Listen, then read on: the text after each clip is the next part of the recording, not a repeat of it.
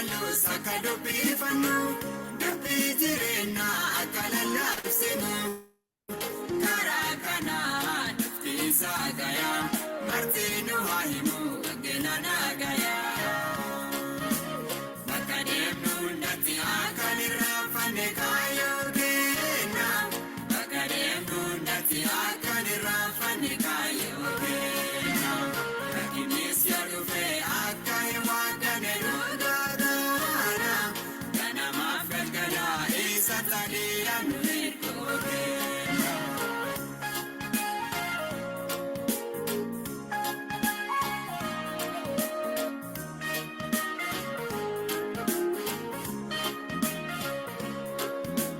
Yeroo hundaa akka nirraanfanne bareeduma akka hin daaganne kana mara nama haa baasifnu wangeela dhugaa gaafa labsinu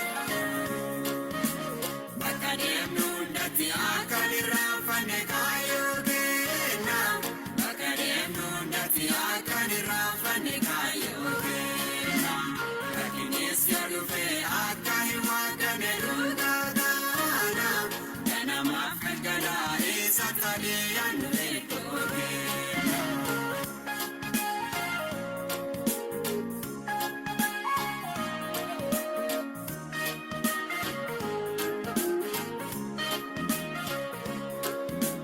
Kennaa namaa dammaqiyaa namaa wanni kan kee eenyuma siiwama hireen kuni akka sirraan dhufne dhaqaabadhu gooftaan odoon cufne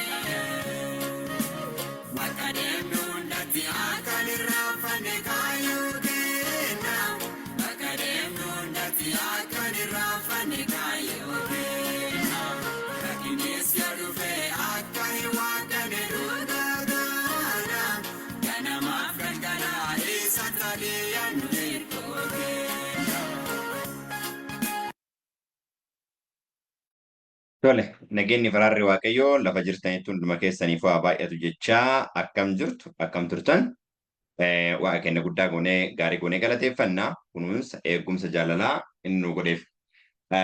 Amma ammoo ergaa galgala kana wajjiniin qabnu yookaan ammoo isa Waaqayyo nuuf qopheesseetiin jedhe garasitti darbineetiin jenna. Garasitti darbineetiin jenna. Achiin dura garuu hundumti keenya iyyuu karaadhaan fuuldura Waaqayyootti dhiyaanna. Mata dureen ergaa keenyaa biyya lafaa moo'uu jedha. Biyya lafaa moo'uu sababni isaa wal'aansotu jira.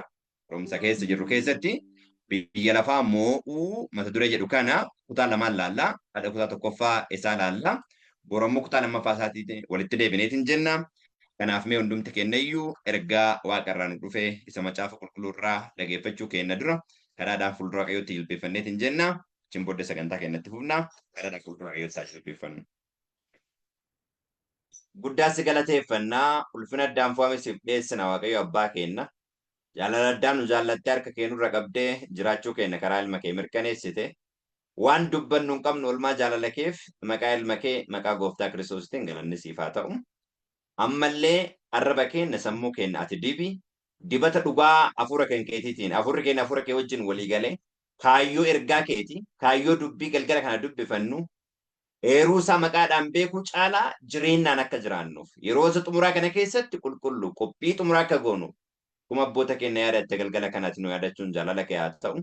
Dubbiin isinitti dubbadhe jireenyaaf hafuura jetteetta dubbii dhugaa jireenyaaf hafuura teessaniin gara keenya kootu jireenyaaf hafuura keenya laate jijjiiri warra samiif jiraatan hafuurri isaanii hafuura Waaqayyoo wajjin walii galee warra jiraatan nu godhadhu. Ammallee sagalee kana namoota dhagaara lafa isaan jiranitti laphee isaanii ati tuquun murteedhumaa murteeffachuuf lafa jiran adda baasanii beekuudhaan sochii barbaachisu gochuu akka danda'aniif ati isaan hunduma kennu nu gargaara. Fedha kee raawwadhu. Maqaa tokkicha ilma keessatti biyya lafaa jaalatteen si kadhannaa abbaa. Ameen. Tole, waa keenya gaarii goonee galateeffannaa karaa hundumaanuu isa nu gargaareef. Ergaan galgala kanaa akkuma warri tamsaasa kallattii laaluudhaaf yaaltanii macaafni qulqulluun keenya waan inni jedhu dhaqnee kallattiidhaan wajjin ilaalla. Ergaan galgala kanaa biyya lafaa moo'uu isa jedhu kutaa tokkoffaadha akkuma jenne kutaa tokkoffaa isaa ilaalleetiin jenna jechuudha. Ergaa Yohaannis tokkoffaa boqonnaa 5 lakkoofsa 3 irraa Waaqayyoon jaallachuu jechuunis abboommota isaa eeguudha jedha. Waaqayyoon jaallachuu jechuun abboommota isaa eeguudha jedha. Macaafa qulqulluutu jedha. Kanaaf namni tokko waaqayyoon jaalladha yoo jedhe abboommota isaa eeguu qaba jechuudha. Jecha macaafa qulqulluuti. Jecha kana Kiristoos illee irra deebee fayyadameera. Wangeela Yohaannis boqonnaa 14 lakkoofsa 15 irratti maal jedhee fayyadame? Boqonnaa 14 lakkoofsa 5 irraa akkana jedha. Yesuus itti fufee isin yoo na jaallattan abboommota koon eedduu jedha. Amma namni waaqayyoon jaallachuu jechuun abboommota isaa eeguudha jenneera. Kiristoos illee maal jedhe? Isin yoo na jaallattan abboommota koo eedduu jedha. Okay, jaalala nutti agarsiisuu isaan dura Kiristoos jaalala ofii shaakaleedha kan nutti himu. Yeroo baay'ee jireenya lafa kana irratti Kiristoos turetti shaakala ofii isaa keessa darbeedha nullee akka shaakallu kan inni godheetiin jedha. Nuuf karaa ittiin qajeela irra deemnu karaa kabaaseetiin jedhisa jechuudha. Karaan dhugaan jireenya ana dubbiin jedhu sun waan inni lafa kanarra shaakale sana shaakaluu qofaadhaan nuti gara jireenyaatti ga'uu kan dandeenyu. Gara abbaatti dhaquu kan dandeenyu jechuudha. Fakkeenyaaf jaalala jechuun abboommota isaa eeguudha jenneera. Maal jedhe Kiristoos? Yesuus itti fufee yoo na jaallattan abboommota koo eegaa jedhe. Dubbii kana kan inni jedheef iddoo biraatti ammoo wangeela Yohaannis boqonnaa 15 lakkoofsa 10 irraa ammoo maal jedha? Innumti yeroo dubbatu. Akkuma abboomii abbaa kootii hundumaa eege jaalala isaattis qabamee jiraadhu ilaalaa qofa. Abboomii isaa eeguu kan jedhu maal wajjin deema jechuudha? Jaalala wajjin deema jechuudha. Sababni isaa abboomii walitti qabaasaa maalidha? Jaalala waan ta'eef. Kanaaf akkuma abboomii abbaa kootii hundumaa eege jaalala isaattis qabamee jiraadhu. Isinis abboomii koo hundumaa yoo eeddan jaalala kootti qabattanii maal taatu? Jiraattu. Jaalala kootti qabattanii jiraattu jedha macaan qulqulluun. So waaqayyoon jaallachuu jechuun maal jechuudha jechuudha? Abboomii isaa eeguudha jechuudha. Abboomii isaa eeguu inni jedhu kun akkamitti kan jedhu ammootu diiteelii ilaalla. Yaadaan ergaa keenya guyyaa har'aa keessa jechuudha. So ilaalame jaalallinii fi waaqayyoof abboomamuun yookaan ammootu abboomii isaa eeguunii fi jaalalli akkamitti akka waliin deemu. Ilaala qofa. Waaqayyo maalidha? Jaalala. Waaqayyo jaalala. Waaqayyo jaalala ilma isaa tokkocha dabarsee nuuf kenne. Waaqayyo jaalala abboommota isaa nuuf kenne. Isa jaallachuun abboomii isaa eeguudhaan mirkanaa waan ta'eef. Hagam akka abboomii isaatii fi jaalalli yookaan immoo abboomii isaatii fi ilmi isaa wal qabatee hin jedhu kan mul'isu jechuudha. Kanaaf gara jijjiiramaa gubbaa irratti ilma kiyya dhagaa jedha. Gara sira gubbaa irratti abboommota koo maal godhaa jedha. Dhagaa jedhee yookaan immoo abboomii isaa akka inni kenne arginee hin jenne jechuudha. Kanaaf gara ergaa Yohaannisitti yoo deebineet hin jennu pointii kana lakkoofsa 3 irratti akkamiin ilaalle waaqayyoon jaallachuu jechuun abboomota isaa eeguudha. Abboomiin isaas immoo ba'aa ulfaatoo miti. Amma pointiin murteessituun pointii tana. Ba'aa ulfaatoo kan hin taane eenyutti? Abboomota kakuu moofaa keessatti turan irratti abboomiin ba'aa ulfaataa ture. Fakkeenyaaf macaafni qulqulluun maal jedhaa? Waa'ee Fariisota yeroo dubbateet hin jedhu isaan jedha Maatewos boqonnaa 23 lakkoofsa 4 irratti waan isaan isinitti himan hundumaa godhaa garuu hojii isaanii hojjetaa jedhee keeti isaan ba'aa ulfaataa hidhanii gateetti namoota irraan kaa'u ofii isaaniitii garuu qubuma isaaniiyyuu maal hin godhan ittiin buusan. Ama ba'aa ulfaatoo. Abboomiin waaqayyoo ba'aa ulfaatoodha. Uumamafaa keessatti akka ba'aa ulfaatootti kan lakkaa'amu jira seexanillee akkasi dhiyeessa. Garuu ba'aa ulfaataa kan hin taane eenyuun irratti wanti kun.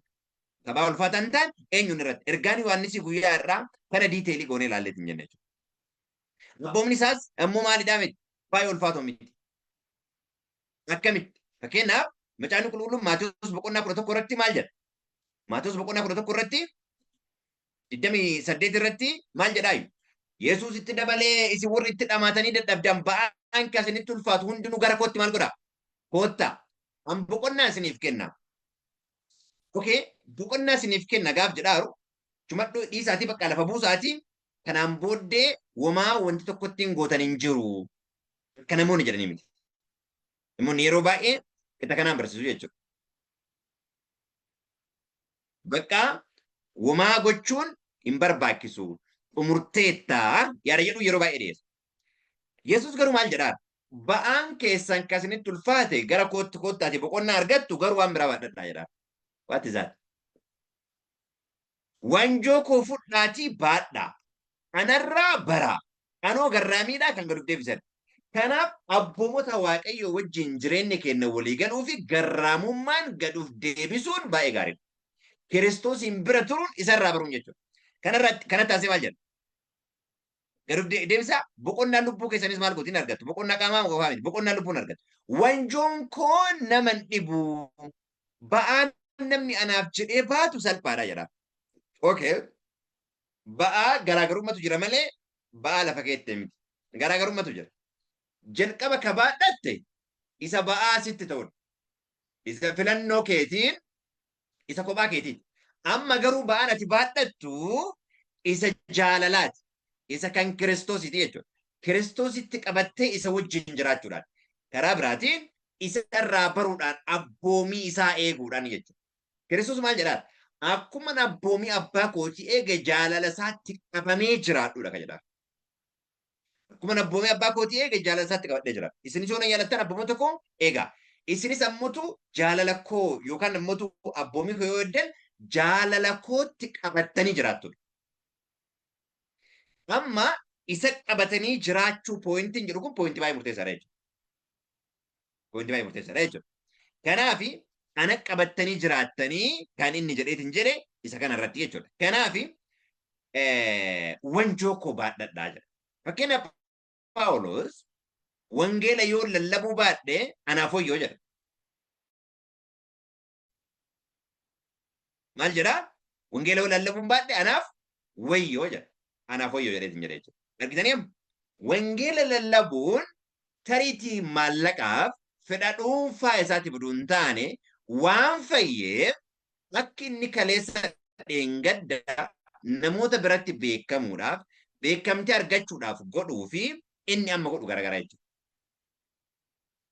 Neetworkii waan ciccitaaruuf dhiifama akkuma danda'ametti hordofuudhaaf yaala.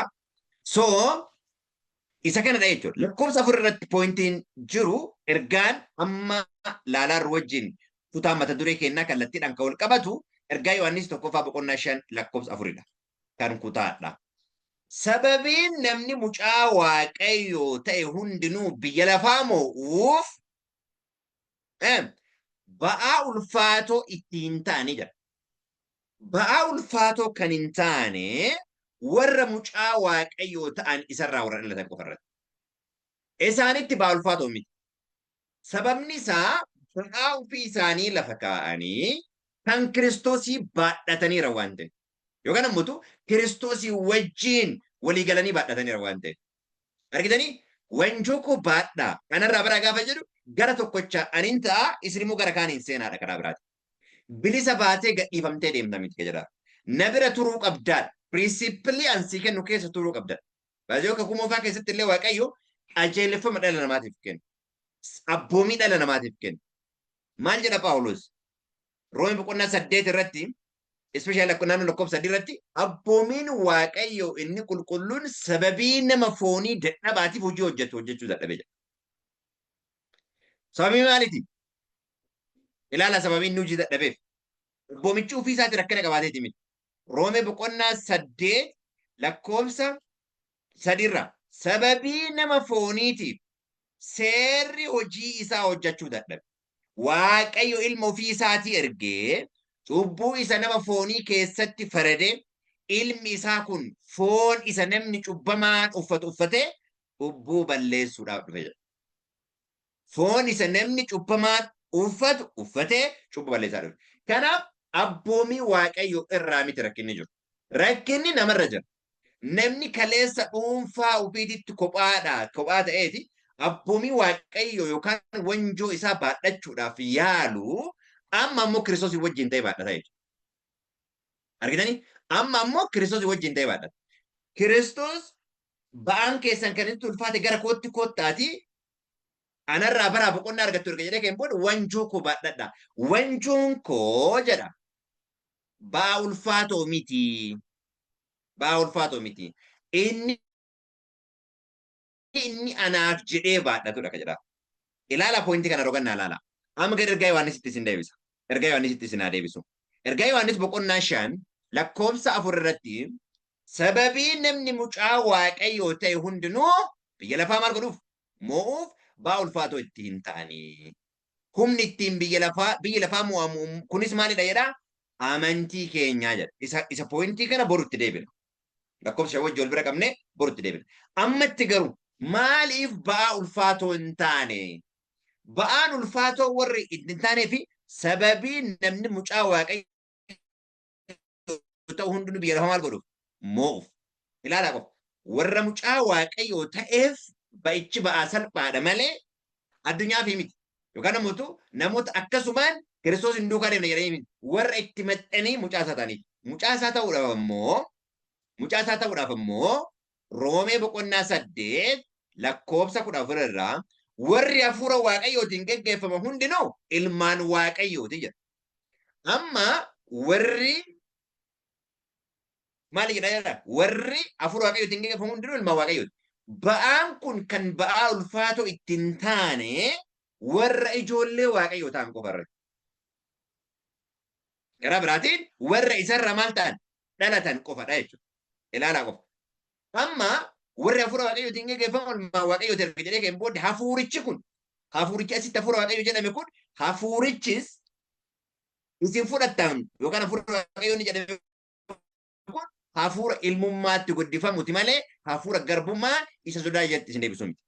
Hafuura kanaan abbaa keenya jennee waaqayyoon waammanna. Waaqayyo waammanna. Kanaaf biyya lafaa moo'uudhaaf hafuura ilmummaatti guddifamuu fudhachuu qabda jechuudha. Ilmaan waaqayyoo taate irraa dhalachuu danda'u qabda jechuudha. Yoo kana hin taane biyya lafaa moo'uun hin danda'u. Hin danda'u. Macaafni qulqulluun maal jedhaa? Galaatiyaa boqonnaa 4 lakkoofsa 6 irratti Galaatiyaa boqonnaa 4 lakkoofsa 6 irratti maal jedha? Isin ilmaan isaa ta'uu keessan agarsiisuudhaaf waaqayyo hafuura ilma isaa isa abbaa jedhee waammatu garaa keenya keessatti erga jira. Argitanii? Kanaaf warri biyya lafaa mo'uu danda'an warra ilmaan waaqayyoo ta'anidha. Warri ilmaan waaqayyoo jedhaman immootu warra hafuura waaqayyoo fudhatanidha. Hafuurri waaqayyoo kun immootu hafuura ilmummaatti itti guddifamne hafuura ilma isaati. Kanaaf hafuura ilma isaa yoo fudhanne biyya lafaa mo'uun hin danda'amu jechuudha. Jala muraachitti. Biyya lafaa mo'uu kan jedhuun achi gargar galla. Namoonni addunyaa irraa kan isaan eegaadhaan hafuura biraati. Tokko hafuura qaama biraati. Tokko hafuura mayyii wanti jedhu hin jiru jedha. Hafuura qulqulluu wanti jedhu hin jiru jedha tokko. Tokko immoo Yesuus hima jedha. Dubbiin cimtuun addanatti. Hafuura waaqayyo. Hafuura ilma isaa. Isa ilmummaatti guddifamneen kana yoo fudhanne biyya lafaa mo'uu hin danda'amu. Kanaaf warri hafuura ilma isaa kana fudhatanii ilmaan isaa ta'anitti immoo abboommi waaqayyo ba'aa miti. Sababni isaa Kiristoosii walitti maxxaneera waan ta'eef. Lakkoofsa 16 maal jedhaa? Lakkoofsa 16 ergaa Roomee irratti jechuudha. Roomeetti deebina. Roomee boqonnaa 8 lakkoofsa 16 dubbifneerra 16 hafuurri waaqayyo hafuura keenya wajjin walii galee ijoollee waaqayyoo ta'uu keenya maal godha? Dhugaa ba'a. Hafuurri waaqayyoo hafuura keenya wajjin walii galee. Hafuurri wajjin walii galu sun hafuura eenyu? Hafuura Yesuusi. Hafuura ilma isaati malee hafuura biraati miti. Kanaaf hafuura kana hin qabaanne waaqayyo wajjin walii galu wanti jedhu hin jiru.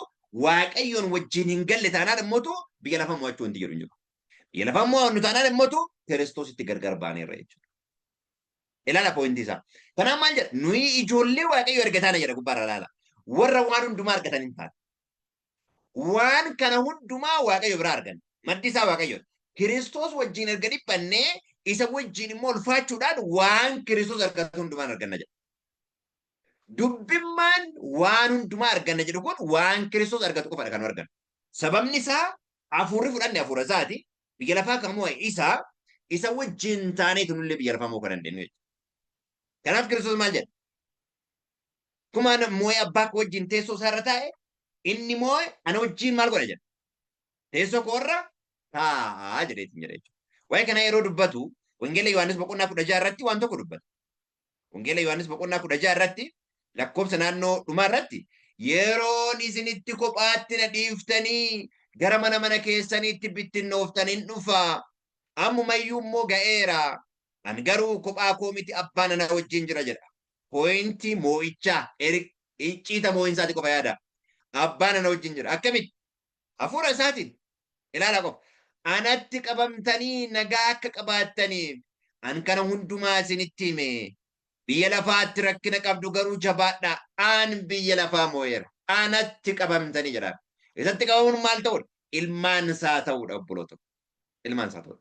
By the way, Kiristoos biyya lafaa kanarratti waan hundumaa kan moo'e gaafuma duuka buutota erguyyuu maal jedheen? Akkuma abbaan ana erge anillee maal isin godha jedheen? Akkuma abbaan na erge anis isin erga jedheen effi isaanii jedhee afur qulqulluu fudhadhaa jedhanii jedha. Pooyinti isaa yeroo qabadha. Amma Kiristoos illee akkasuma effi isaanii jedhee afur qulqulluu fudhadhaa jedheen. Ilaalaa qofa. Biyya lafaa gaafa hojii ergamoota boqonnaa 38 irratti mootu hafuura qulqulluudhaan humnaan maal godhe jedha. Isa dibe isa guute jedha. Innis naannee hojii gaarii hojjetaa. Kan seexanaan cunqurfame akka inni baasuuf waaqayyo isa wajjin akka ture beekamaadha jedha. Kanaaf waan hundumaa moo'ee jechuudha Kiristoos. Nullee waadaan inni nu gale waadaa wal fakkaatu. Lakkaa effi isaanii jedhee hafuura qulqulluu fudhadhaa jedheen inni jedhu kun mirkanaa'iinsa ilmaan waaqayyoo ta'uu isaanii hafuura ilma isaati kan isaan fudhatan jechuudha. Argitanii obboloo tokko. Kanaaf biyya lafaa warri mo'uu danda'an, warri abboomii waaqayyoo eeguu danda'an, warri jaalala waaqayyoo raawwachuu danda'an, ba'aa ulfaataa warri isaanitti hin taane warra Kiristoosiin irraa dhalatan ilmaan waaqayyoo warra ta'an karaa biraatiin immoo hafuura ilma isaa warra qaban qofadha. Qofadha jechuudha. Kanaaf biyya lafaa moo'uu warri danda'an warra isarraa dhalatan qofadha jechuudha. Macaafni qulqulluun maal jedhaa? Warri isatti qabanii jiraatan maal hin hojjetan jedha? Cubbuun hojjetanii jedha. Sababni isaa ilmi waaqayyoo isaan eegaa jira. That's the point. Mee yeroo kanneen lamaan ilaallu. Ergaa Yohaannis isa tokkoffaa boqonnaa 3 lakkoofsa 6 akkana jedha. 3:6. Maal jedhaa? Egaa namni isatti qabamee jiraatu hundinuu maal hin godhu jedha? Cubbuun hojjetu jedha. Namni cubbuu hojjetu hundinuu garuu isan argine isan beeknes jedha. Cubbuu hin hojjetu. Namni isa qabatee jira. Maaf cubbuun hojjennu? Boqonnaa 5 lakkoofsa 18 irraa. Ilaala 18 irraa maal jedha? Namni mucaa waaqayyoo ta'e cubbuutti qabamee akka hin jiraanne hin beennaa. Ilmi waaqayyoo isa eegaa. Inni hamaan sunis maal hin godhu jedha? Isan tuqu jedha. Cubbuu mo'uudha. Kaayyoon guddaan lafarra jirruu fi kaayyoon guddaan Kiristoos deebee dhufee fi humna ittiin cubbuu moonu nuu kennuudhaaf. That is his grace, ayyaana isaa, hafuura isaa jechuudha gara biraa. Kanaafuu warri fudhatanii shaakaluu danda'anii warra Kiristoosiin irraa yookaan immoo ilmaan isaa warra ta'anii warra karaa dhugaa lammaffaa deebi'anii dhalatanidha. Kanaaf gaafiin guddaan hafuurri nuti fudhanneerru hafuura eenyuti? By the way, nu qofaa miti. Abboota kakuu moofaa keessatti du'anii kan isaan geggeessaa ture dubbii dhugaa macaafa qulqulluu akka isaan hafuura Yesuusi. Lakkoofsa 11 irraa raajonni jedha warri waa'ee ayyaana isiniif kennamuuf ture sana raajii dubbatan fayyina kana barbaadanii waa'ee isaa qoratan. Isaan waa'ee dhiphina Kiristoosiin argatu waa'ee ulfina booddeedhaan isaa dhufuuf jiru duraan dursanii yeroo dubbatan hafuurri Kiristoos jedha ilaala obboloota. Karaa biraatiin maal jechuudha? Hafuura ilma isaa. Hafuurri Kiristoos inni isaan keessa ture gara nama attamiitti yookiin gara yeroo attamiitti akka agarsiisaa ture hin qoratanii jira. Kanaaf nullee kan ittiin geggeeffannu hafuura Yesuusitiin isaan qofatu addunyaa mo'uu danda'a. Isaan addunyaa mo'aniiran. Mo'aniiran in sense aarsaa dhugaan isaan gaafatu hunda jaalalaan kafalaniiran. Aarsaa dhugaan isaan gaafatu jaalalaan kafaniiranii dhugicha immoo nu biraan ga'aniiran. Kanaaf ammallee aniif isinillee waan dandeen isa dhumaa gochuu danda'u qaba. Inni dhumaa wanti nu gochuu dandeenyu maal inni? Hafuurri nu fudhataa irraa hafuura Yesuus akka ta'e beenne Kiristoosiin akka jirmaaf dameetti itti maxxannee isatti qabatanii jiraachuu jechuun wangeela Yohaannis boqonnaa 15 irratti dubbiin dubbatame dubbii baay'ee ijoo fi wangeela bara baraati. Yesuus mukichi wayinii inni dhugaan ana. Mukicha immoo dhaabee kan eegu abbaa kooti. Isin immoo maal kooti jedha? Damee kooti jedha. Amma damee taanee isatti maxxannee waan jirma keessaan dhufu qofa yoo fudhanne qofa obboloota. Waan jirmaan ala jiru jirmatti maxxanuu keenya irratti waan hin hundoofne fakkeenyaaf qilleensuma laallee akka fudhannu ta'e waan jirmarra jirruuf. Jirmarra hin jiru taanaan it's impossible. Goga jechuun abbaan illee hin barbaadu.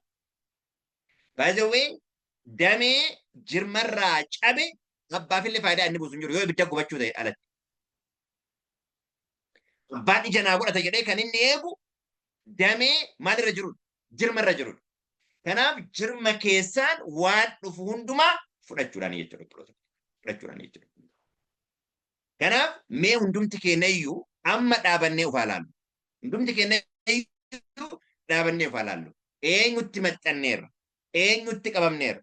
Hafuurri nuti fudhanneerru hafuura eenyuti ka jedhu gaafii deebii argachuu oola jechuudha. Gaafii deebii argachuu oola jechuudha. Kanaaf galgala kana Kiristoos kan inni jedhaaru biyya lafaa namni mo'uu danda'u mucaa Waaqayyoo warra ta'edha. Abboomiin Waaqayyoo ba'aa ulfaatoo kan isaanitti hin taane warra ilmaan Waaqayyoo ta'anidha. Ilma Waaqayyoo ta'anidha. Kanaaf biyya lafaa mo'uudhaaf ilmaan Waaqayyoo ta'anii hafuura dhugaa hafuura ilma isaa fudhannee hafuurri keenya hafuura isaa wajjin walii galee lafa inni deemutti isa faana warra bu'an.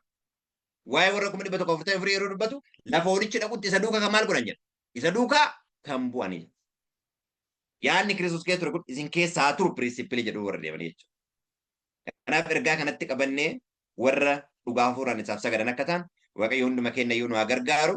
Eebbifamaa jechaa kadhata godhannee sagantaa keenya kan ammaa goolabnaan hin kadhanna. Guddaasi galateeffannaa ololsi qabnaa Waaqayyo abbaa keenya. Jaalala nu jaallattee karaa ilma kee karaa gooftaa Yesuus Kiristoos eebba hafuuraa waan waaqarraatiin san nu eebbifteef galanni si haa qabu. Mallee dhugaa dubbii keetii isa dhageenye hojiitti jijjiiruu barbaadu. Baa nutti ulfaate kophaa keenyatti yaallee kan dadhabne. Amantiidhaan uduun taane hojiidhaan akka waan fayyinutti yaallee kan ture. Amma garuu ayyaana kee qofaan waan hunduma gochuu akka dandeenyu nuuf galeera. Ba'aa keenya lafa keenya sitti maxxannee sirraa dhalachuu kennaan ba'aa jaalalaa baadhannaa waaqarraati nu gargaare. Adaraa. Ilmaan kan kee ta'uudhaaf hafuura dhugaa hafuura ilma kee fudhannee ilmaan kee ta'uu keenya mirkaneeffannee adeemsa jaalalaa gara fuulduraatti deemnu sodaa malee akka deemnuuf ati waaqarraa nu gargaare. Afaan yeroo keenya irratti immoo dhaggeeffattoota bakka bakkaa jiran ammoo eebbaa kan keetiin isaanii yaadadhu. Wanti hunda akka tola keettaa raawwatu. Bobaa kee keessa nu oolchu nu bulchi maqaa gooftaa Kiristoos kadhanna abbaa. Ameen.